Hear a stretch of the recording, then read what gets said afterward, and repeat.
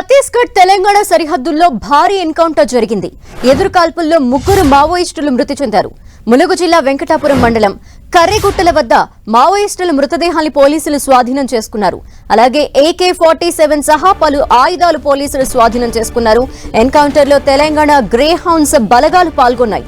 ప్రస్తుతం ఎదురుకాల్పులు కొనసాగుతున్నాయి.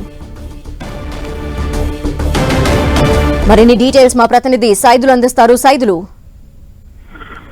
ఇటీవల కాలంలో మావోయిస్టులు ఛత్తీస్గఢ్ ఎన్కౌంటర్ ఘటన మరొక ముందుకే మరో ఘటన తెలంగాణ ఛత్తీస్గఢ్ సరిహద్దు ప్రాంతమైనటువంటి ములుగు జిల్లా కాంకేరు, ఉసురు అటవీ ప్రాంతాల్లో చోటు చేసుకుంది. కర్రెగుట్టల సమీపంలో జరిగినటువంటి ఎదురుకాల్పుల్లో 3 మావోయిస్టులు మృతి చెందారు. మృతి చెందినటువంటి మావోయిస్టుల దగ్గర నుంచి AK-47 తో పాటు మరికొన్ని ఆయుధాలను కూడా పోలీసులు స్వాధీనం చేసుకున్నారు. ఇప్పటికే ఇంకా తెలంగాణ గ్రౌండ్స్ పోలీసులు మాత్రం కోమింగ్ ప్రక్రియను వేగవంతం చేశారు.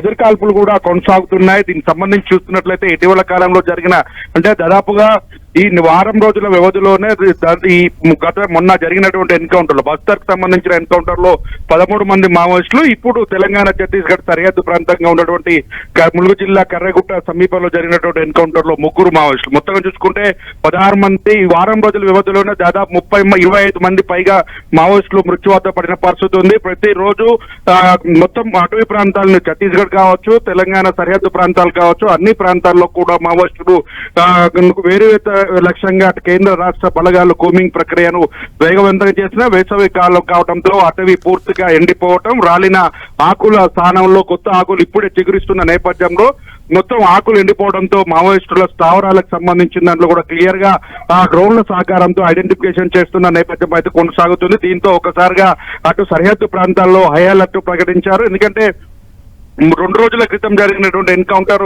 ద్వారా ఛత్తీస్గఢ్ సరిహద్దు ప్రాంతం కూడా హై అలర్ట్ ప్రకటించడంతో అటు ఏపీ, తెలంగాణ సరిహద్దు ప్రాంతాలు, ఒరిస్సా, మహారాష్ట్రకు సంబంధించిన గడ్చిరోలకు సంబంధించినటువంటి ప్రాంతాలు కూడా పూర్తి సరిహద్దు ప్రాంతాల్లో కోమింగ్ ప్రక్రియను వేగవంతం చేశారు. దీంతో ఒకసారిగా ఈ రోజు ఉదయం జరిగినటువంటి ఎన్కౌంటర్ లో కర్రెగుట్ట సమీపంలో మావోయిస్టులు ఉన్నారన్న సమాచారం తెలుసుకున్నటువంటి తెలంగాణ గ్రేడ్స్ బలగాలు కావచ్చు, అటు ఛత్తీస్గఢ్ సరిహద్దు ప్రాంతాలకు సంబంధించినటువంటి జవాన్లు కావచ్చు, వీరిద్దరు కూడా మొత్తం కర్రెగుట్ట అటవీ ప్రాంతాన్ని, ఉసురు అటవీ ప్రాంతాన్ని పూర్తి స్థాయిలో కూడా జల్లెడపడుతున్న నేపథ్యంలో ఎదురుపడడంతో కాల్పులు చోటు చేసుకునే ఆయుధాలను కూడా స్వాధీనం చేసుకున్నారు. మరికొంతమంది మావోయిస్టులు మృతి చెంది ఉంటారని కూడా సమాచారం అందుతుంది. దీనికి సంబంధించినటువంటి జవాన్లకు కూడా తెలంగాణ గ్రహాన్స్ పోలీసులు కూడా పలువురు గాయాలైనట్లు కూడా మనకు సమాచారం అందుతుంది. ఏదేమైనప్పుడు కూడా మావోయిస్టులు ఏదైతే లక్ష్యంగా అటు ఛత్తీస్గఢ్ లో తొలి పార్లమెంట్ ఎన్నికల నేపథ్యంలో కూడా మావోయిస్టుల ప్రాంతం ఉనికిడి లేకుండా చేయాలని కూడా అటు ఛత్తీస్గఢ్ ప్రభుత్వం భావిస్తున్న పరిస్థితులు. ఏదేమైనప్పుడు కూడా ఒకవైపు మావోయిస్టులతో శాంతియుతమైన చర్చలు కొనసాగుతామని డిప్యూటీ సీఎం